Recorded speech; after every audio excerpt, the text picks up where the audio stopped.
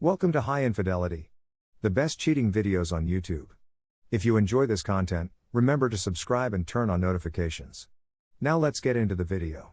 My 31 male, fiancé, 34 female, cheated and got pregnant by the other guy. This is a completely fabricated recounting of events. In the almost 10 years since we first met my girlfriend, with whom I've been dating for 4 years, and I have been engaged to be married. Certainly, we had our high points and low points, as I'm sure everyone has, but was never as a result of anything illegal or immoral on our side, as far as I know. When my so started a new job around 6 months ago, I began to notice/feel/see more red flags in our relationship, which continued to grow. It brought us both great satisfaction to learn that she would now be able to pursue a profession with her new qualifications, something I had pushed her to do throughout her undergraduate studies prior to her new job as a teacher. She has met some new acquaintances now that she has been working for a few months and has had the opportunity to get to know them better. Therefore, her staying out till 3 o'clock in the morning or being out overnight, she claims she stayed at her sister's place and not returning home until the next day were the first red flags. Because I am a trustworthy person, I made the decision to ignore the information without further examination. According to the information she supplied me at the time, she then travels out of state with her new work colleagues to a beach that is around 6 hours away, which is approximately 6 hours away. She went to a bar while on her beach vacation, where she met a man with whom she had contact, according to reports. Consider the following scenario. Miso returns home after a vacation and informs me the next day that she must leave in order to review our engagement and relationship. Obviously, the fact that I've been going about my business as usual without seeing anything unusual at this moment, I'm not aware of any instances of cheating, has taken me by complete surprise. It took all I had to convince her to remain, including a promise to take her to counseling. She refused and left, claiming she was sleeping at her sister's home, which she later confirmed was correct. Her return was finally met with a statement stating that she wanted to work on her issues and that she was prepared to attend couples counseling with her husband and children. She informed me that she was having a kid 3 weeks prior to this. For the second time, I'm a trusting person, so I believe it to be mine, particularly because my wife and I have been trying to create a family for quite some time. I'm thrilled and immediately began making baby-related plans, as well as purchasing baby books, corner protectors, and other baby-related products. However, those red flags began to appear in my head, and my thoughts began to swirl around in circles. A paternity test was conducted as a consequence of this, and I told her that I planned to have one performed in order to establish my fatherhood. Because of my personal trepidation, as well as the reality that I needed to comply with her request, I responded in the yes, but I also said that I had faith in her judgment. She was irritated by my suggestion, so we agreed to put it on the back burner for the foreseeable future. During a conversation about the baby that we were having at home on Friday, I brought up the issue of the paternity test once again. It was as a consequence of this that she finally broke down and revealed to me about her infidelity to me and how she is certain that her father is the other people. When I inquired about it, she told me that she had arranged an abortion for the next week, for the next day. To put it bluntly, I was caught completely by surprise and my heart was broken as well. My response was not to worry. I'm still waiting for it to happen, but I volunteered to drive her to her abortion appointment since it was about an hour away and I did not want her to become sick or anything else on the way home. Afterwards, she says that when on a beach vacation with her sister, she met this man and the two of them had relations. Then she claims that they met up again, I presume on a future visit to her sister's home, although she disputes this, and they had relations for the second time, what she tells me could be more than twice-eyed. Upon further investigation, it was discovered that the father had told her that he did not want anything to do with the kid and that he had urged her to have an abortion. My guess is that receiving this news was tough for her to accept since she had been wishing a child for quite some time. He also advised that she get in touch with me about discussing the issue on her own. Lol, I guess they talked about me. It's likely that I would have ended up in that scenario if I hadn't been talking about paternity testing. Within a few months, I had moved out of our apartment and back into my parents' home. It seems like she is making an effort to convey her love for me, but I feel misled and do not see how anything can be addressed at this point in our relationship. That our life together has been destroyed and that I have lost my companion or dog, despite the fact that I'm always at home with it since I WFH, as well as all of the other things that break when a relationship ends, makes me quite depressed.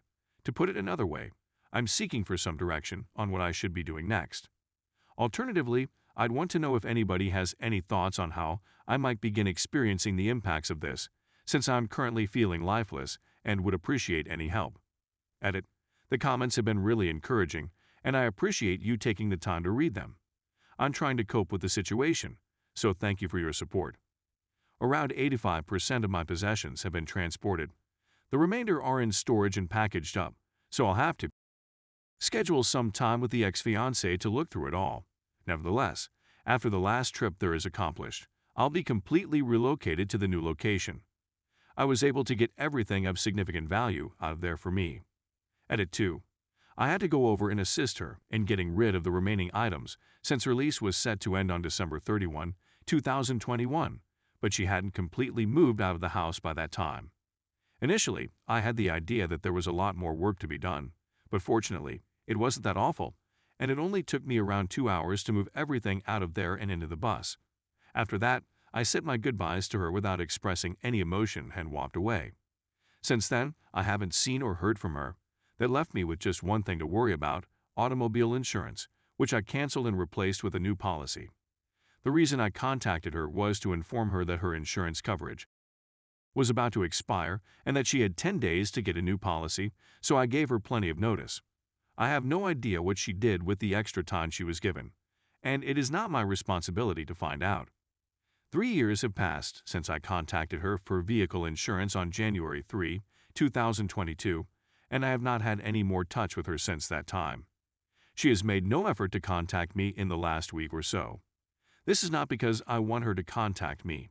In fact, I'm relieved that she hasn't sought to contact me through phone or any other means. I got in contact with my landlord, who informed me that I will be getting papers about my early termination fee and how to pay it in the near future. I was relieved. I was overjoyed when I learned of this development. Even though the tenants portal is available online, my account has been disabled, therefore I am unable to view any of the information. However, the landlord did remark that they already had a new tenant lined up, which turned out to be accurate.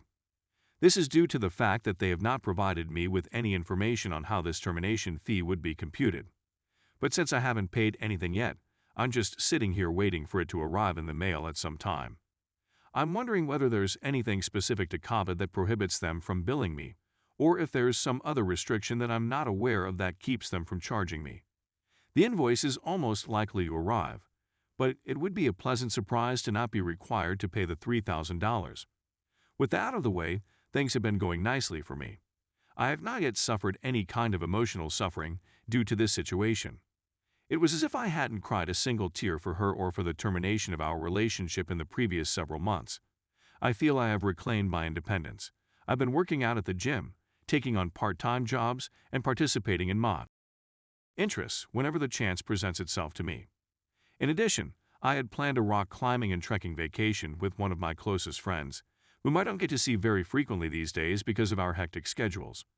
Decisions are made on my own, without the need to contact anybody else or check on our financial situation or make sure that our calendars are organized, which is pretty freeing.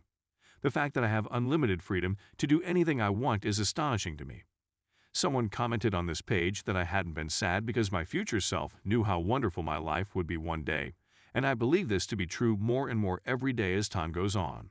In my youth, I felt restricted, but I no longer feel that way, and I want to experience all that life has to offer at this point in my life. Update: I have completely removed all of my belongings from the flat. I am now entirely residing in my former room in my parents' basement, which is convenient since it is somewhat secluded and has its own private entrance. I've spoken with my parents about going ahead, paying some rent, so they can make a profit from my presence, paying for some utilities and food, and helping around the home, such as mowing the lawn and shoveling snow. Overall, my connection with my parents is good. We get along well and don't bother one another's privacy. I could afford my own home, but I don't see the value in paying $1,100 or more for a one-bedroom apartment at this time, especially because I'm going to need some time to recuperate from this scenario. I could pay $1,100 or more for a one-bedroom apartment and then be alone while I heal, or I could save that money and stay with my parents. It's not a bad idea to climb the ladder. I spoke with the landlord, and we decided to end the lease early on December 31. pay the December rent and will have to pay an additional 2 months rent as an early termination charge. They provide a payment plan to assist stretch it out. I'll have it paid off by the middle of February. As far as I know, my ex is still residing in the old apartment. I had to go over to grab some mail, and she still hasn't begun packing, which bothers me. I'm hoping it doesn't result in eviction, since it would certainly go against my record as well, because I'm on a lease. I haven't looked into it too much, but if I can establish that it wasn't me that was evicted, I may be able to get it removed. Now that I'm a few weeks out, I've been reflecting on the weeks and months leading up to this revelation. I assume the guy with whom she had an affair resides nearby, if not in the same city. My ex prints out her work schedule, and on the day she was meant to be at the beach with her 2 coworkers, they were both scheduled to work. When I questioned X about it at the time, she claimed they talked with management and they weren't on the calendar anymore, so I asked why the schedule hadn't been changed, and she said it was at work, but she didn't have a copy of it. Another red flag has been raised. At the time, I had a gut feeling that this didn't add up, especially when 3 individuals being off on the same Thursday and Friday does not seem to be permitted in such a tiny business, as they only have like 7 or 8 people total. I should have looked into it more, but I let it go. I have a feeling in my gut that this affair partner is nearby and not in another state. When she became pregnant, he stated he traveled up here to have with her. That's a 6-hour trip. So he traveled 6 hours to get here, and then drove 6 hours back the following day. I have my doubts. I mean, I understand desperation, but that's crazy. Plus, he just recently had her, so it's not like he hasn't had any for years. I'm not sure. It doesn't make sense to me.